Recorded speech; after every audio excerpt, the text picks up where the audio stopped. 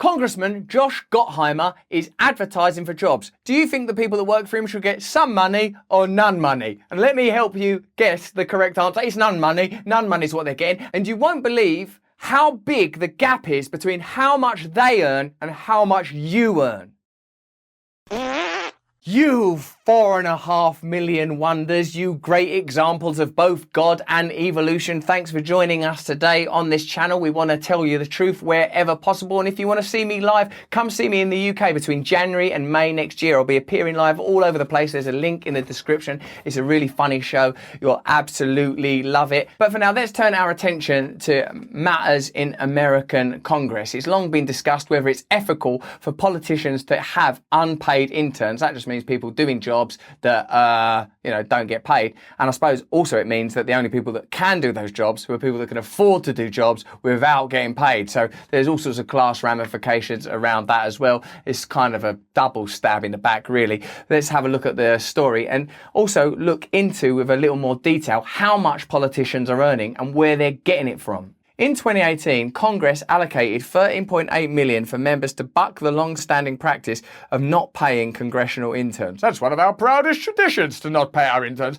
I don't like to pay people to do a job. It's the American way. Since then, an analysis from earlier this year indicates that over 90% of Congress members began paying at least one of their interns, but Democratic Representative Josh Gottheimer didn't follow the trend. Could you pay at least one of your interns? Okay, I'll pay them, but not very much. What about you, Josh? No. Not even one. Over the weekend, the New Jersey lawmaker promoted a job posting for a spring internship in his office. Spring internship! The intern will work 45 hours per week while Congress is in session and 40 hours per week when it isn't, with unspecified accommodation for class hours. According to the posting, the intern's responsibilities would include busy work, like responding to phone calls and letters, as well as running errands. They would also be required to attend hearings and research legislation.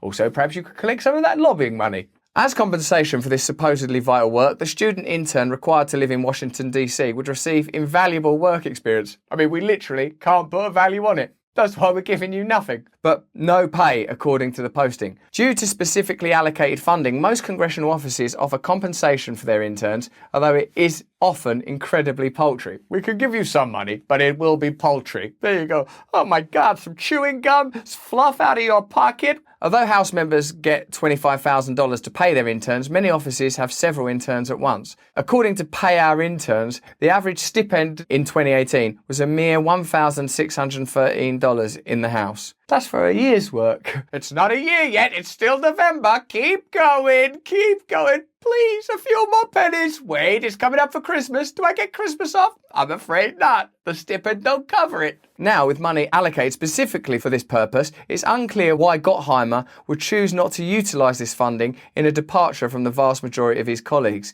According to Open Secrets, Gottheimer is worth nearly $9 million as of 2018, and even though he refuses to pay his staff, he seems to be looking for ways to boost his own personal wealth constantly. What a peculiar paradox. I'm a mysterious man. I don't like to give money to others. But for me, Gottheimer likes a penny piece. You got some money for Gottheimer? Gottheimer fought hard for the lifting of the state and local tax, or SALT, deduction cap, a proposal that would provide a tax cut for millionaires, including Gottheimer. Gottheimer don't like you taxing millionaires. Gottheimer don't like that. More than half of those in Congress are millionaires. That in itself shows you the impropriety of the system. How are you going to get a balanced view from such a narrow demographic? All this talk of being representative, all this talk of including varied and diverse voices. Okay, we need a varied and diverse group of millionaires. Gather together, all you millionaires. Now, do you think that millionaires should pay more tax? What, millionaires like us? That's right, exactly like Gottheimer. It's like you are Gottheimer, but you got a different name, but you're still a millionaire. What, should they pay tax? Yeah, and that would also include Gottheimer as well. Oh, no, we shouldn't pay tax. Good, Gottheimer likes that. The median net worth of members of Congress who filed disclosures last year is just over $1 million. The group of wealthiest members includes career politicians who boosted their portfolios over decades in Congress and recently elected lawmakers. According to estimated net worth calculations, Senator Rick Scott is the wealthiest lawmaker with nearly $260 million in net assets. Senator Kelly Loeffler, who is estimated to be worth over $500 million, recently announced she would sell all of her stocks amid controversy over her stock trades that appeared to be related to the coronavirus pandemic. Okay, I'm going to be buying a lot of rubber gloves, a lot of masks, going to be investing in some pharmaceutical companies. That doesn't seem fair, Senator. No, I'm going to sell those stocks. It's going to be a crash anyway. What did you say? Nothing. It doesn't seem ethical to me anyway. How can anybody with $500 million claim to be in touch with the people that you represent? The pandemic has been tough on all of us. Do you know what it's like, when you've got just $500 million and people are bothering you about your coronavirus influenced stock trades? We're all going through that.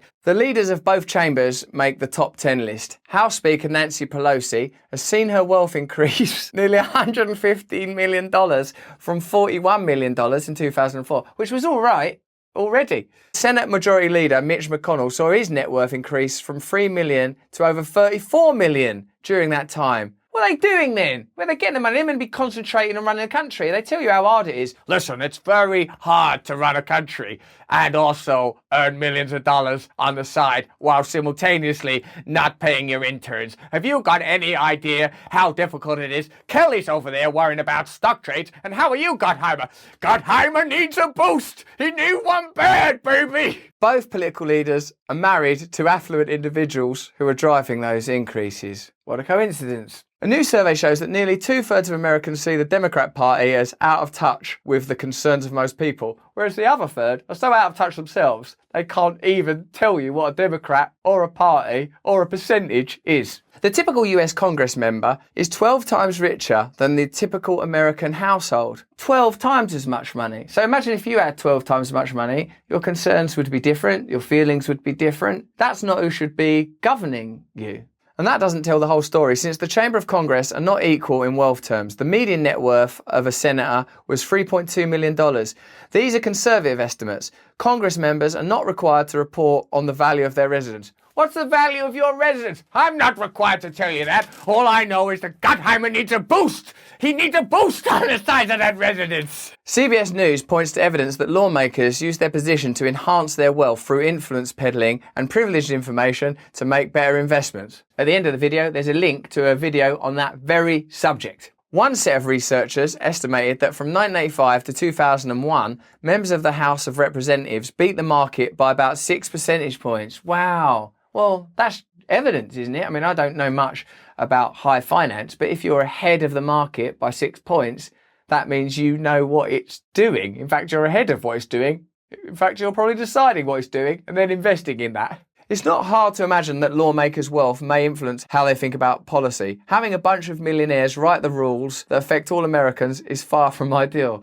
Yes, it's the opposite of ideal, unless your ideals are established by millionaires, in which case it is ideal. Millionaire lawmakers have always been a part of the congressional story. Oh, that's all right then. From the landed gentry who created and first populated the legislative branch, through the industrialists who wielded outsized influence in the Gilded Age, to the corporate bosses and old money heirs who larded the cloakrooms through the end of the Cold War. Hey, let me in that cloakroom. I gotta get that nice and larded. What's this on our cloaks? That's just a bit of lard. Gottheimer needs a boost of lard. Why am I larding my own walls? Intern, lard these walls. Do I get paid? No, you don't. Read that goddamn advertisement. What's marked recent years, a time when wealth disparity has grown wider than ever in American history, is the arrival of so many super rich. You know what we need? The super rich! Those guys will help us. Well, it's pretty clear that whether you're talking about American politics, UK politics, the corruption that exists between big business and Congress, or just what would happen if you allow rich people to govern people that they're much richer than and out of touch with. Whatever aspect of that you're talking about, it's clear that what's required is radical change. And so many of the fissures and conflicts that we experience in modern culture are because of a loss of a sense of purpose, connection and integrity that will not change by voting for either one of the parties. And I mean that whatever country you're in, it's the same system basically everywhere, isn't it? Well, it's not working anywhere, unless, of course, you are one of those millionaires. I don't imagine you're watching this video. Intern, watch that damn video. First lard the walls, get them nice and larded. and then watch that video and report back. I won't be listening. But that's just what I think about all this craziness. Let me know what you think in the comments below. Give us a thumbs up, give us a subscription. Turn on the notification bell, please, because I need to know that I'm going directly into your minds, or at least your pockets, whenever we make content explicitly and expressly for you. Please watch this video. That's the one I was just talking about. And if you want to learn more about keeping yourself chilled and educating yourself personally, sign up to my Awakening side channel. Please sign up for my mailing list too, so I can speak to you directly. And if you're in the UK between January and May, come and see me live. But most importantly of all, please stay free.